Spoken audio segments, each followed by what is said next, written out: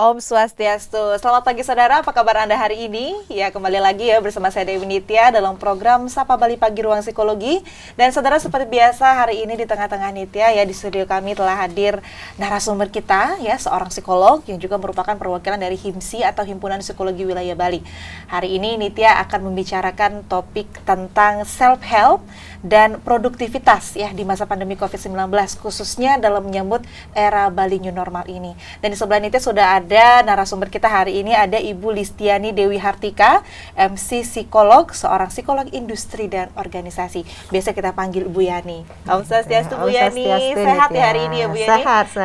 Harus sehat, harus bugar sehat, ya, karena kita akan memberikan informasi nih ke saudara di rumah. Sekali. Bu Yani, topik kita hari ini self-help ya, dan produktivitas begitu. Memang sekarang kita sudah mulai masuk ke new tatanan normal, baru ya, Bali era baru gitu kalau kita menyebutnya di Bali, dan tentunya juga adaptasi lagi. Kemarin kita adaptasi dari yang biasa ke yang pandemi ya, yang diam di rumah. Nah, sekarang kita udah mulai beraktivitas lagi nih. Gitu Berarti kan di sini ada adaptasi lagi ya. Betul sekali. Tapi sebelum kita ngomongin topik kita yang benar-benar mengerucut ini ya Bu, ya ini saya ingin tahu nih, kan sekarang kita sudah memasuki era normal seperti ini. Apa kira-kira yang menjadi masalah begitu ketika kita harus beradaptasi lagi gitu Bu Yani? Iya, tentunya yang namanya orang beradaptasi pasti ada fase di mana mereka menjadi tidak nyaman ya.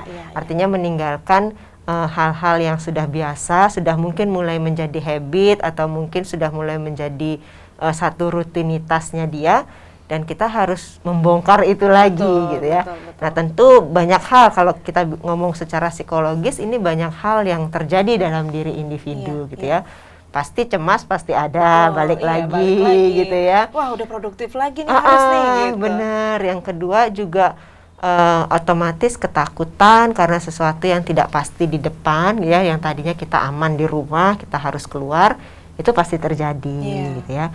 Yang lainnya biasanya lebih ke kadang-kadang kita ke time management juga. Kalau biasanya di rumah WFH kan masih bisa nyambi yang lain-lain nih ya.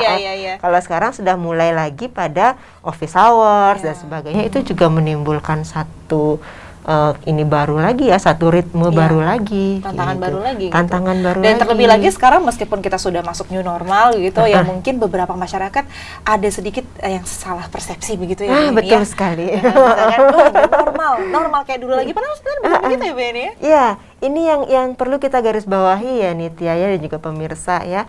Banyak anggapan dari masyarakat umum kita itu mengatakan new normal itu kehidupan sudah normal.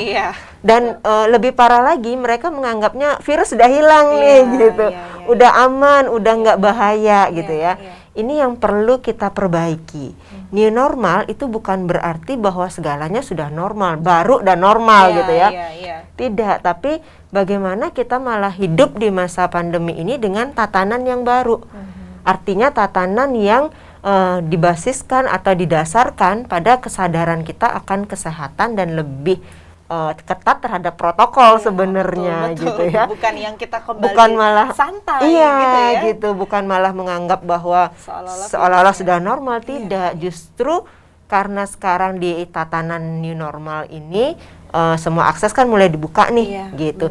Justru di sini kita harus lebih ketat gitu ya, lebih mau nurut gitu sama protokol-protokol yang ada tentunya. Bukannya justru semakin longgar ya Bu Yani. Kita harus bisa benar-benar semakin memperkuat diri kita dengan aturan tatanan itu. Betul sekali. Tapi memang sampai saat ini kita lihat di lingkungan kita masih saja ada orang yang bisa dikatakan kurang disiplin dalam menjalankan protokol kesehatannya. Itu sebenarnya apa yang menjadi pemicu begitu Bu Yani, ketika seseorang ada yang masih tetap tidak disiplin, tapi di sisi lain juga ada yang disiplin. Sudah mulai gitu ya. Kalau saya lihat sih trennya ini lebih ke euforianya orang ya gitu ya. Artinya bisa. Dari dia dikurung gitu istilahnya gitu ya, di rumah dalam beberapa bulan, dan sekarang mereka boleh keluar.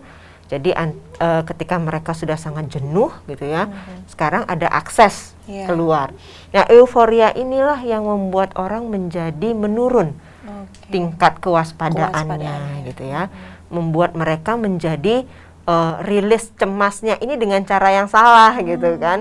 Kalau dulunya mereka ketakutan, mereka mungkin sangat cemas dengan ini, saya sehat nggak ya dan sebagainya. karena sekarang diberi akses, mereka menjadi persepsi mereka yang main di sini gitu ya. Mereka menjadi mempersepsikan bahwa pemerintah aja sudah membuka akses nih. Artinya kita nggak apa-apa dong, gitu ya. Artinya udah aman karena pemerintah sendiri sudah berani untuk membuka akses. Nah, euforia ini yang muncul pada akhirnya karena gitu. salah persepsi itu. Betul, karena salah persepsi ditambah tadi. lagi udah gregetan ini, pengen keluar, pengen lancong, pengen nongkrong sama teman-teman gitu, tapi malah justru ini harus diwaspadai. Kita ke topik kita hari ini, Bu Yani, ini self help. Kalau mungkin teman-teman di rumah, self help membantu diri sendiri gitu ya kalau kita translate. Sebenarnya kalau dari psikolog sendiri, self help itu seperti apa, Bu Yani? Betul, ya. Bukan salah juga ya Mbak Nitya ya, apa yang tadi dikatakan bahwa memang self-help itu adalah membantu diri sendiri. Maksudnya apa? Seperti ini, kita dalam lingkungan sosial kita, tidak semua hal bisa kita atur. Ya, tidak semua hal bisa kita ubah, kan begitu. Unit yang paling mungkin untuk kita ubah adalah diri sendiri. Gitu ya. Jadi diharapkan kita punya yang namanya self help ini, artinya bisa membantu diri sendiri supaya apa? Supaya kita bisa menyumbangkan dampak yang lebih positif kepada orang-orang di sekitar kita maupun lingkungan pada umumnya. Gitu. Berarti yang pertama kali jadi fokus diri dulu. Betul. Gitu ya? Jadi bagaimana kita membantu diri kita sendiri untuk pada akhirnya kita bisa membantu orang lain. Mungkin kalau saya ibaratkan kayak di penerbangan gitu ya.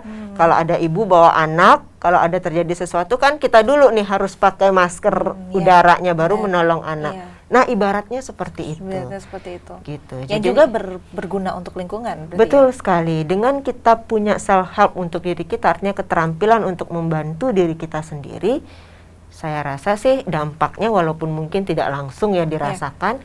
Kalau setiap orang aja mau menjaga dirinya sendiri gitu kan, otomatis lingkungan juga akan terbantu. Gitu.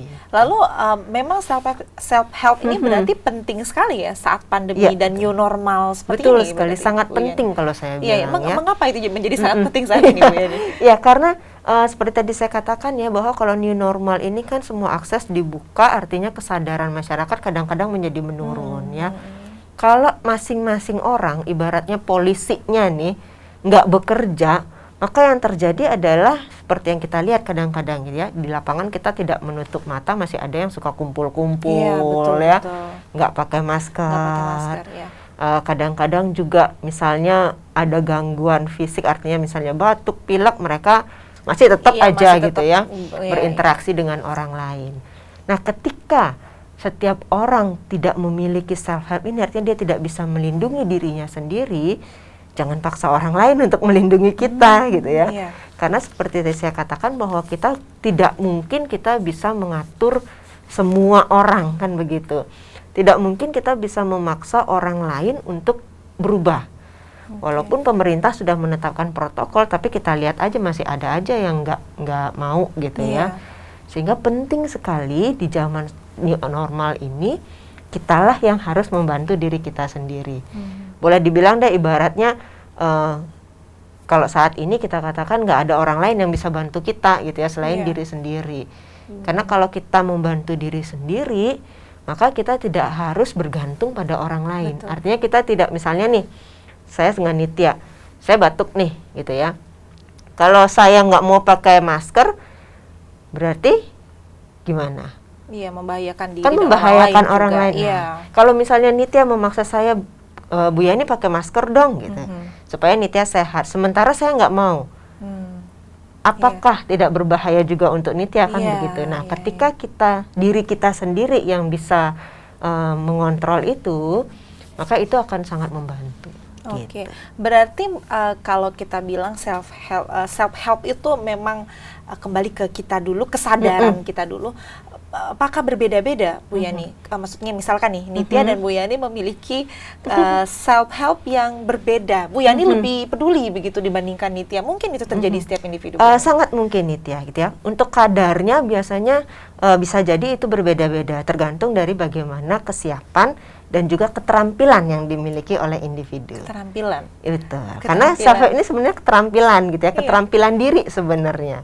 Satu contoh aja paling gampang. Pakai sepatu deh, gitu ya. setiap orang kan bisa pakai sepatu, tapi caranya, tingkat kerapiannya mungkin akan berbeda satu dengan yang lain ya.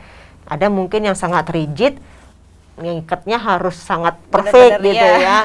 Ada yang asal aja, yang penting sepatunya udah nyantol. Tapi pada prinsipnya kan tetap dia bisa pakai sepatu. Itu yang penting sebenarnya. Jadi bukan pada tingkatannya saja, tapi bagaimana keterampilan ini setiap orang memiliki. Gitu. Itu yang penting. Yang berbahaya kalau misalkan tidak memiliki keinginan untuk itu. Nah, itu dia. Tidak peduli untuk itu. Karena selain merugikan diri, juga merugikan orang di sekitar. Walaupun judulnya self, tapi ternyata semuanya dimulai dari diri sendiri ya. Ketika kita ingin menyelamatkan lingkungan juga kita harus mulai dari diri sendiri. Berarti self help ini juga ada komponennya begitu ya, Bu Yani ya. Jenis-jenis self help-nya gitu. Model-modelnya itu ada berarti ya. Kalau model mungkin cuma satu ya, artinya bagaimana kita melindungi, tapi mungkin manifestasinya yang beragam. Oke, manifestasinya akan kita bahas setelah yang satu ini ya Bu Yani ya, di segmen selanjutnya. Saudara, kita masih akan membahas mengenai self help dan juga produktivitas ya di masa pandemi COVID-19, khususnya pada saat kita akan melaksanakan new normal ini. Tapi setelah yang satu ini, untuk itu jangan kemana-mana, tetap di Sapa Bali Pagi Ruang Psikologi.